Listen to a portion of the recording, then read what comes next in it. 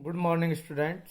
आज हम आपको 11th क्लास का 7th चैप्टर पॉवर्टी यानी निर्धनता का सेकंड पार्ट कराएंगे। और इसमें हमने पीछे पढ़ा कि पॉवर्टी के क्या कॉजेज हैं, रीज़न क्या होते हैं, कारण क्या हैं। आज हम पढ़ेंगे कि जो देश में पॉवर्टी है यानी गरीबी है, निर्धनता है, उसको दूर करने के उपाय कौन कौन से हैं। तो निर्धनता को दूर करने के उपाय, measures to remove poverty. Bharat में जो निर्धनता है, पॉवर्टी है, उसको दूर करने के मेन जो मेजर्स हैं वो निम्नलिखित हैं। नंबर 1, आर्थिक विकास की वृद्धि की गति को बढ़ाना यानी speeding up the pace of economic growth. Second है आय की असमानता को कम करना यानी रिड्यूसिंग इनइक्वलिटी ऑफ इनकम।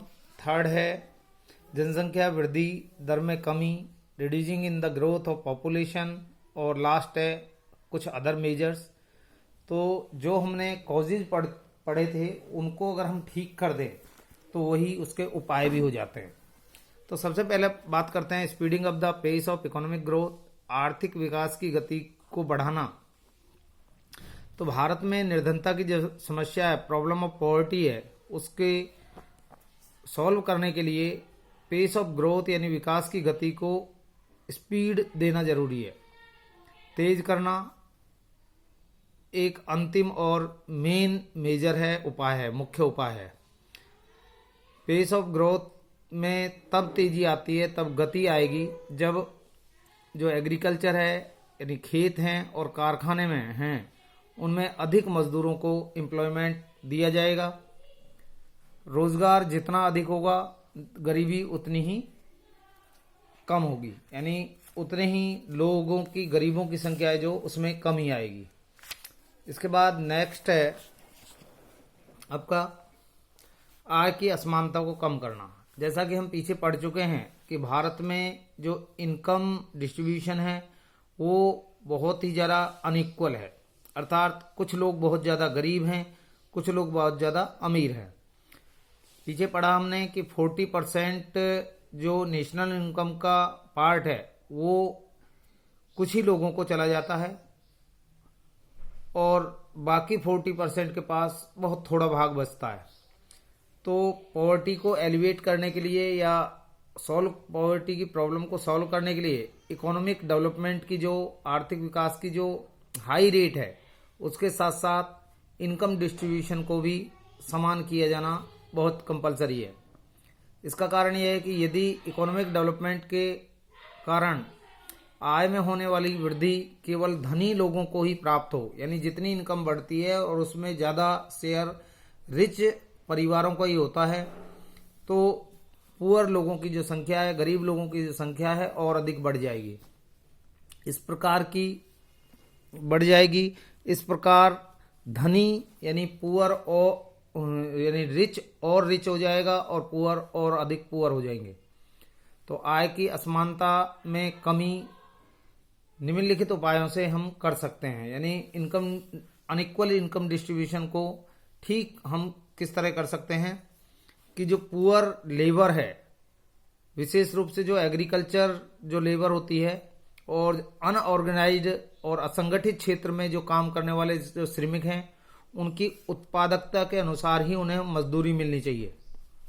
तो पहला तो ये यहाँ तक आप करेंगे, यानी जो जितना काम करता है उसको उसके काम के अनुसार ही मजदूरी भेज दी जाए। सेकंड, श्रमिकों द्वारा उपभोग किए जाने वाले जो मजदूरी पदार्थ हैं यानी लेबर गुड्स हैं जो जिन्हें की लेबर वर्ग ज़्यादा यूज करता है, जैसे भोजन, मोटे कपड़े आदि जो हैं उन पर कम से कम इनडायरेक्ट टैक्सेस लगने चाहिए। ये यहाँ तक करेंगे। इसके विपरीत सरकार को धनी वर्ग द्वारा प्रयोग की जाने वाली वस्तुओं पर अधिक टैक्स लगा देने चाहिए, यानी जिन वस्तुओं को पुअर कैटेगरी के लोग यूज करते हैं उन पर टैक्स रेट कम रखने चाहिए। इनडायरेक्ट टैक्स में sale tax, production tax, excise duty वगैरह ये कम रखनी चाहिए। और जो धनी वर्ग यानी रिच फैमिली जिन वस्तुओं को यूज करती है उन पर इनडायरेक्ट टैक्स ज़्यादा लगाना चाहिए। थर्ड है प्लानिंग में जो प्लानिंग पीरियड स्टार्ट थे, योजनाओं में मजदूरी पदार्थों का उत्पादन बड़े पैमाने पर किया जाना चाहिए। यानी ऐसी वस्तुओं जो कि ऐसी कमोडिटीज जो कि लेबर के द्वारा यूज की जाती है, उनका ज़्यादा से ज़्यादा वाइड लेवल पर प्रोडक्शन करना चाहिए। इसके फलस्वरूप समाज के निर्धन वर्गों को ये वस्तुएं जो है सफिशिएंट प्राइस पर अवेलेबल हो सकेंगी। नेक्स्ट है, निर्धन परिवारों को शिक्षा और स्वास्थ्य संबंधी जो सुविधाएं हैं, यानी एजुकेशन, हेल्थ फैसिलिटीज फ्री में प्रोवाइड कराई जानी चाहिए सरकार के द्वारा। इससे उनकी रियल इनकम बढ़ेगी और उनका जो लाइफ स्टाइल है और स्टैंडर्ड ऑफ लाइफ है वो बढ़ेगा। सरकार द्वारा निर्धन व्यक्तियों को कम कीमत पर उपयुक्त मात्रा में आवास सुविधाएं, आवश्यक वस्तुएं जो है उचित कीमत दुकानों द्वारा उपलब्ध कराई जानी चाहिए। जैसे कि आप देखते हैं कि राशन पर, यानी कोटा जिसको हम कहते हैं, जहां राशन कार्ड से गेहूं, चावल, तेल इत्यादि मिलते हैं, तो कहता है कि ये ज़्यादा से ज़्यादा वस्तुएं उन दुकानों से उपलब्ध कराई जानी चाहिए। इसके बाद है जनसंख्या वृद्धि पर में कमी। टू एलिवेट और remove poverty problem, growth rate of population जो है उसको, उस पर रोक लगानी चाहिए, उसको कम करना चाहिए। भारत का अनुभव यह दर्शाता है कि जनसंख्या में जो इंक्रीज है उसके कारण नेशनल इनकम में जो इंक्रीज होती है वो काफी मात्रा में निष्प्रभावी हुई है। अर्थात आप नेशनल प्रोडक्शन को तो बढ़ा रहे हैं और आपके देश का नेशनल प्रोडक्शन बढ़ भी रहा है, लेकिन जनसंख्या उससे तेज बढ़ रही है, तो उसके कारण वो जो नेशनल इनकम में बढ़ोतरी है या नेशनल प्रोडक्शन में जो बढ़ोतरी है वो जनसंख्या के तेज बढ़ने से डिसएक्टिव हो जाती है। अर्थात उसके बढ़ने का कोई फायदा नहीं होता। लोगों को पहले की अपेक्षाएं ज्यादा वस्तुएं ना प्राप्त होकर के कम वस्तुएं ही प्राप्त होती हैं। इसके फलस्वरूप प्रति व्यक्ति आय जो है निम्न ही बनी रहती है, लो बनी रहती है। तो यहां तक आप इसको कर सकते हैं। इसके बाद आगे भी एक लाइन आप करेंगे कि जो पॉवर्टी का जो सर्कल है, वाइसल सर्कल है, उसको तभी ब्रेक किया जा सकता है जब जनसंख्या की वृद्धि दर पर रोक लगाई जाए, ताकि राष्ट्रीय आय में वृद्धि का प्रतिबिंब प्रति व्यक्ति यानी पर कैपिटा इनकम में वृद्धि के रूप में दिखाई दे। तो इसको यहां तक आप कर लेंगे, यहां तक पूरा कंप्लीट। इसके बाद है कुछ अदर मेजर्स आपको बताते हैं, अन्य उपाय जिसमें, तो सबसे पहला है कृषि का विकास। तो कहता है एक अर्थशास्त्री हुए मिनहास का यह विचार है कि निर्धनता को दूर करने के लिए कृषि का डेवलपमेंट करने पर विशेष प्रयत्न किया जाना चाहिए, क्योंकि आप जानते हैं कि इंडिया एक एग्रीकल्चर जो है कंट्री है और यहाँ पर एग्रीकल्चर को इग्नोर करने का मतलब है कि बेरोजगारी को और बढ़ावा देना और पॉवर्टी को और ज्यादा फैलाना। इसलिए एग्रीकल्चर का ज्यादा से ज्यादा डेवलपमेंट करना चाहिए। कृषि के लिए, एग्रीकल्चर के लिए यंत्रीकरण यानी मैकेनिज्म और जो है आधुनिकीकरण, मॉडर्नाइजेशन किया जाना चाहिए। लेटेस्ट जो हाई सीड हैं उनका प्रयोग, इरिगेशन के जो रिसोर्सेज हैं उनका प्रयोग, और फर्टिलाइजर और कंपोस्ट जो फर्टिलाइजर है उसका विशेष प्रयोग किया जाना चाहिए। तो आप ये यहां तक करेंगे। इसके बाद है नेक्स्ट पॉइंट है कीमत स्तर में स्थिरता, stability in the price level. तथा पॉवर्टी एलिवेशन के लिए प्राइस जो में स्टेबिलिटी एक नेसेसरी कंडीशन है। यदि प्राइस में निरंतर इंक्रीज हो, प्राइस लेवल निरंतर इंक्रीज होता रहेगा, कंटिन्यू राइज होगा, तो जो पुअर लोग हैं, गरीब लोग हैं, उनके स्टैंडर्ड ऑफ लाइफ में यानी जीवन स्तर जो है वो और भी नीचा होता चला जाएगा। कीमतों में जो है स्टेबिलिटी लाने के लिए खाद्य और अन्य जो सामान्य वस्तुएं हैं उनका उत्पादन बढ़ाया जाएगा। इसके बाद नेक्स्ट है जो बेरोजगारी का उन्मूलन। टू रिमूव पॉवर्टी, पॉवर्टी को दूर करने के लिए अनएम्प्लॉयमेंट और अंडर एम्प्लॉयमेंट और डिसगस्ड एम्प्लॉयमेंट यानी बेरोजगारी, अर्ध बेरोजगारी और छिपी बेरोजगारी को जो है रिमूव करना चाहिए। और जो रूरल एरिया हैं उनमें ज़्यादा से ज़्यादा एम्प्लॉयमेंट अपॉर्चुनिटीज़ को बढ़ाने के लिए ध्यान देना चाहिए और उनका पूरा लाभ उठाना चाहिए। जो भी वहाँ के साधन हैं, यहीं तक आप इसको करेंगे। इसके बाद है change in technique of production, उत्पादन तकनीक में परिवर्तन। प्रोफेसर गुर्नल मेडल के अनुसार भारत में यानी इंडिया में जो उत्पादन की श्रम प्रधान तकनीक अपनाई जानी चाहिए, यानी labour intensive technique should be adopted to production. उत्पादन करने के लिए लेबर इंटेंसिव टेक्निक का प्रयोग करना चाहिए, अर्थात ऐसी तकनीक का प्रयोग करना चाहिए जहां ज़्यादा से ज़्यादा लेबर को काम पर रखा जा सके ताकि उन्हें रोजगार प्राप्त हो। इस तकनीक के अपनाने से रोजगार की मात्रा बढ़ेगी और जो पॉवर्टी की समस्या है वो भी समाप्त हो जाएगी। इसके बाद है न्यूनतम आवश्यकताओं की संतुष्टि। सरकार को निर्धनों की न्यूनतम आवश्यकताओं, जो मिनिमम रिक्वायरमेंट हैं पुअर लोगों की, जैसे ड्रिंकिंग वाटर है, पीने का पानी है, प्राइमरी जो हेल्थ फैसिलिटीज़ हैं, प्राइमरी एजुकेशन है, आदि को संतुष्ट करने के लिए जो है प्रयत्न एफर्ट्स करने चाहिए। इसके लिए सार्वजनिक क्षेत्र पर अधिक से अधिक व्यय करना चाहिए, अर्थात सरकार को ज़्यादा से ज़्यादा पब्लिक एक्सपेंडिचर करने चाहिए ताकि ये सुविधाएं सरकार द्वारा गरीब लोगों को फ्री में प्रोवाइड की जा सके। इसके बाद है स्वयं रोजगार के लिए अवसर, यानी अपॉर्चुनिटीज फॉर सेल्फ एम्प्लॉयमेंट। स्वयं रोजगार यानी सेल्फ एम्प्लॉयमेंट की अवस्था प्राप्त करने के लिए अवसरों की अधिक खोज की जानी चाहिए, यानी अधिक से अधिक अपॉर्चुनिटीज जो है फाइंड की जानी चाहिए और उनको जनरेट करना चाहिए ताकि लोगों को सेल्फ एम्प्लॉयमेंट मिल सके। औद्योगिक अर्थात इंडस्ट्रियल और जो उद्यमी शिक्षा है यानी इंटरप्रेन्योर्स एजुकेशन है वो ज़्यादा से ज़्यादा लोगों को प्रदान करने के लिए मोर जो है इंडस्ट्रियल ट्रेनिंग इंस्टीट्यूट जो है स्थापित करने चाहिए ताकि लोगों को उनमें ट्रेंड किया जा सके कि वो अपना उद्योग लगा सकें। जैसे अपने यहाँ कौशल विकास केंद्र इत्यादि खुले हुए हैं।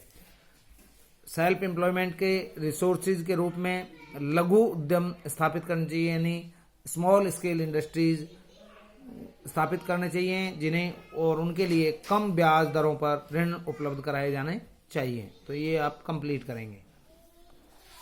इसके बाद है कि देखिए सरकार ने गरीबी को दूर करने के लिए कुछ प्रोग्राम चलाए हैं, यानी निर्धनता को दूर करने के लिए कुछ प्रोग्राम चलाए हैं और क्वेश्चन यहाँ से यही आएगा कि explain the measures adopted by the government to remove poverty elevation.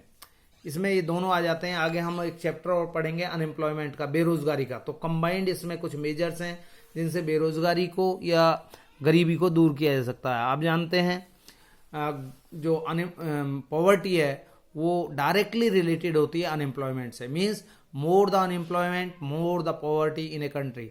जितनी देश के अंदर बेरोजगारी होगी उतना ही देश में गरीबी भी ज़्यादा पाई जाएगी। या हम ये कहें पॉवर्टी एलिवेशन प्रोग्राम्स कौन कौन से सरकार ने चलाए हैं, तो अब देखिए दो तरह के प्रोग्राम हैं। एक तो आपने सुझाव दिए, सजेशंस दिए, पीछे आपने बताया कि पॉवर्टी को कैसे दूर किया जाना चाहिए। अब सरकार ने उनके लिए क्या क्या उपाय किए हैं, क्या क्या प्रोग्राम चलाए हैं, वो पढ़ रहे हैं हम, बड़े इंपॉर्टेंट हैं। तो सबसे पहले to poverty alleviation government start following programmes under 5 year plans, यानी पंचवर्षीय योजनाओं के अंतर्गत जो है सरकार ने निम्न गरीबी उन्मूलन के कार्यक्रम चलाए हैं और उनमें सबसे पहला है जो वो है स्वर्ण जयंती ग्राम स्वरोजगार योजना, इसको हम SGSY भी कहते हैं। ये जो जैसा कि नाम से पता चलता है, ग्राम, ग्राम का मतलब गांव में, तो ये जो कार्यक्रम चलाया गया वो रूरल एरिया में निर्धनता को दूर करने के लिए 1 अप्रैल 1999 यानी 1 अप्रैल 1999 में प्रारंभ किया गया था।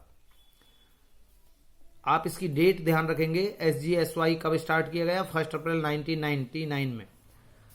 दिस प्रोग्राम, यह कार्यक्रम स्वर्ण जयंती ग्राम स्वरोजगार योजना के नाम से जो है जाना जाता है। इस कार्यक्रम योजना में स्वरोजगार के लिए पहले से लागू की जाने वाली सभी योजनाओं को शामिल कर दिया गया। यानी कुछ योजनाएं पहले चल रही थी, कुछ कार्यक्रम पहले चल रहे थे, उन सब कार्यक्रमों को मिला करके एक कार्यक्रम बनाया गया, स्वर्ण जयंती ग्राम स्वरोजगार योजना।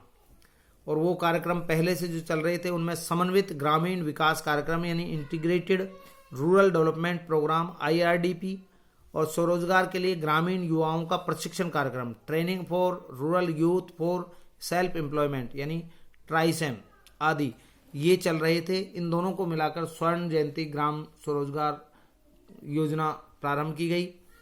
इस योजना पर जो के अंतर्गत गांव में भारी संख्या में छोटे छोटे उद्योगों की स्थापना की गई यानी स्मॉल इंडस्ट्रीज लगाई गई। इन छोटे उद्यमों को व्यक्तिगत रूप से और सामूहिक रूप से आत्मनिर्भर समूहों के आधार पर संगठित किया गया अर्थात किया जाता था, अर्थात इन्हें चलाने वाले इंडिविजुअल भी हो सकते थे, एक ग्रुप भी हो सकता था। 2011-12 में SGSY को राष्ट्रीय ग्रामीण आजीविका मिशन यानी NRLM में पुनर्गठित किया गया, यानी कि एक नाम दूसरा दिया गया, इसको उसमें जो है जोड़ दिया गया। इसके बाद जो सेकंड प्रोग्राम है वो है राष्ट्रीय ग्रामीण आजीविका मिशन यानी national rural livelihood mission NRLM। इस योजना को आजीविका भी कहते हैं। प्रथम चरण में इस योजना को 2012-13 में 2012-13 में 150 डिस्ट्रिक्ट्स में लागू किया गया और 2015-16 तक यह योजना 115 अतिरिक्त एक्स्ट्रा जिलों में यानी 150 और 300 जिलों तक लागू कर दी गई। 16-17 2016-17 के एंड होने तक इस प्लान को, इस प्रोग्राम को पूरे देश में लागू कर दिया गया और उम्मीद है कि 16-17 तक इस योजना से 90 लाख लोगों को जो है सेल्फ एम्प्लॉयमेंट प्राप्त हो जाएगा। इसके बाद संपूर्ण ग्रामीण रोजगार योजना SGRY, यह योजना 1 सितंबर 2001 को स्टार्ट की गई। जवाहर ग्राम समृद्धि योजना और रोजगार आश्वासन योजना को एक योजना में मिला दिया गया। इसके अंतर्गत इस योजना के मुख्य उद्देश्य जो हैं, जो सरप्लस जो लेबर है उसको एम्प्लॉयमेंट प्रदान करना है, क्षेत्रीय जो सेक्टरल वाइज इकोनॉमिक और जो सोशल कंडीशंस हैं उनके डेवलपमेंट पर जोर दिया गया, फोकस किया गया और इंफ्रास्ट्रक्चर के विकास पर जो है बल दिया गया। इस योजना का उद्देश्य श्रमिकों के लिए 100 करोड़ मानव दिवसों का निर्माण करना है, यानी 100 करोड़ मानव दिवस। मानव दिवस क्या होता है कि 8 घंटे एक व्यक्ति अगर काम कर लेता है तो एक मानव दिवस बन जाता है। मान लीजिए 2 व्यक्ति एक दिन में 4-4 घंटे काम करते हैं तो वो भी एक ही मानव दिवस होगा, यानी कुल मिलाकर 8 घंटे को एक मानव दिवस कहा जाता है। 4 व्यक्ति 2-2 घंटे काम करते हैं तो वो भी एक मानव दिवस होगा। इसके बाद है, इसको आप यहाँ तक, इसमें जो खर्चा होता है केंद्र और राज्य सरकारें इस जो प्रोजेक्ट की जो कॉस्ट होती है उसको 87.5 रेशो 12.5 के रेशो में सहन करती है, बियर करती है। अब इस योजना को मनरेगा में मिला दिया गया है। मनरेगा एक श्रमिकों को काम देने वाली योजना है जो कि एग्रीकल्चर जो लेबर होती है उसको एम्प्लॉयमेंट प्रोवाइड कराती है। इसके बाद है प्रधानमंत्री ग्रामोदय योजना यानी PGY। यह योजना सन 2001 में स्टार्ट की गई। इसका मेन जो उद्देश्य था वो भी ग्रामीण क्षेत्रों में लोगों के जो स्टैंडर्ड ऑफ लाइफ है उसमें सुधार लाने के लिए 5 महत्वपूर्ण क्षेत्र यानी ग्रामीण क्षेत्रों के लोगों को स्टैंडर्ड को सुधारने के लिए, उनको डेवलप करने के लिए 5 चीज़ों को डेवलप करना था। हेल्थ, प्राइमरी एजुकेशन और ड्रिंकिंग वाटर, इसके अलावा आवास और प्रधानमंत्री ग्राम सड़क योजना। इस उद्देश्य से इनका उद्देश्य 2007 तक 500 या उससे अधिक जनसंख्या वाले सभी गांवों में सभी मौसमों में अच्छी रहने वाली सड़कें बनाना है था। प्रधानमंत्री ग्रामीण आवास योजना और इसके बाद है प्रधानमंत्री ग्रामीण पेयजल योजना, इसके लिए स्टार्ट की गई। इसके नेक्स्ट है जयप्रकाश रोजगार गारंटी योजना, यानी ट्राइस JPRGY। इससे जो प्रोग्राम था उसका मेन मोटिव जो है, देश के बहुत जो बैकवर्ड डिस्ट्रिक्ट थे उनमें गारंटी रोजगार उपलब्ध कराना है। यानी सरकार उनमें लोगों को, बेरोजगार लोगों को रोजगार प्रदान करने की गारंटी प्रोवाइड कराती। यह जो प्रोग्राम है, इस प्रोग्राम को लागू करने के लिए प्रचालन औपचारिकताएं ढूंढी जा रही है। इनको चलाने के लिए क्या क्या फॉर्मेलिटीज पूरी की जाएंगी, उसको तलाश किया जा रहा है। इसके बाद है स्वर्ण जयंती शहरी ग्रामीण योजना। ये जो कार्यक्रम था इसका प्रारंभ 1 दिसंबर 1997 से हुआ। इस जो कार्यक्रम में शहरी बेरोजगारों को रोजगार प्रोवाइड कराने के लिए से संबंधित योजनाएं, जैसे आपके नेहरू रोजगार योजना और प्रधानमंत्री समन्वय शहरी निर्धनता उन्मूलन कार्यक्रम आदि को मिला दिया गया। इस योजना का जो मुख्य उद्देश्य था वो शहरी बेरोजगारों को, यानी जो अर्बन एम्प्लॉय पर्सन है और अंडर डेवलपमेंट जो है अंडर एम्प्लॉयड पर्सन है, उनको सेल्फ एम्प्लॉयड और वेज एम्प्लॉयमेंट प्रदान करना है। इसके अंतर्गत 2 योजनाएं शामिल है। शहरी रोजगार कार्यक्रम में urban self employment programme USEP और शहरी वेतन रोजगार कार्यक्रम। इस योजना का 75% जो खर्च है वो सेंट्रल गवर्नमेंट देगी और 25% इस पर जो खर्च होगा वो स्टेट गवर्नमेंट देगी। इसके बाद है प्रधानमंत्री रोजगार योजना PMRY। यह योजना शिक्षित जो एजुकेटेड अनएम्प्लॉयड यंगस्टर हैं उनको रोजगार प्रदान करने के लिए बनाई गई। यह योजना एक व्यक्ति को अपना उद्यम यानी अपने इंस्टीट्यूट स्थापित करने के लिए 1 लाख रुपए तक या अन्य क्रियाओं के लिए 2 लाख रुपए तक का ऋण प्रदान करती है। इसके बाद development of small and cottage industry, लघु और कुटीर उद्योगों का विकास, टू रिमूव पॉवर्टी और अनएम्प्लॉयमेंट।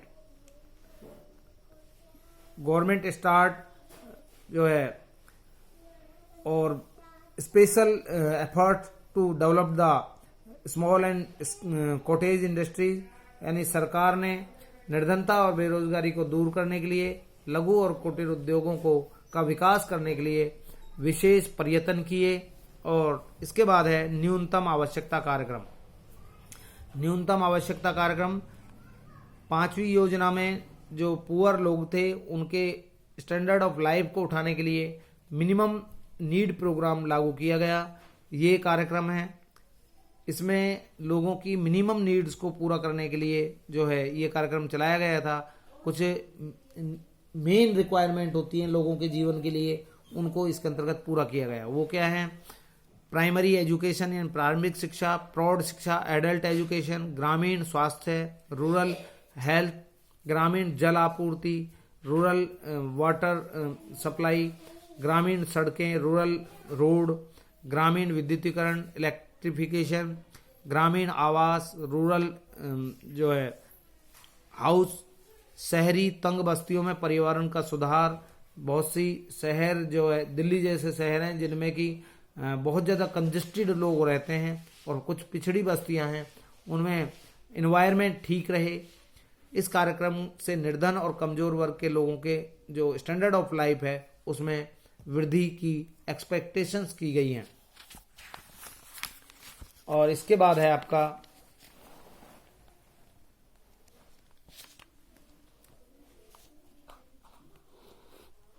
20 सूत्री कार्यक्रम यानी 20 पॉइंट प्रोग्राम, निर्धनता उन्मूलन को दूर करने के लिए नया 20 पॉइंट कार्यक्रम 1982 में स्टार्ट किया गया।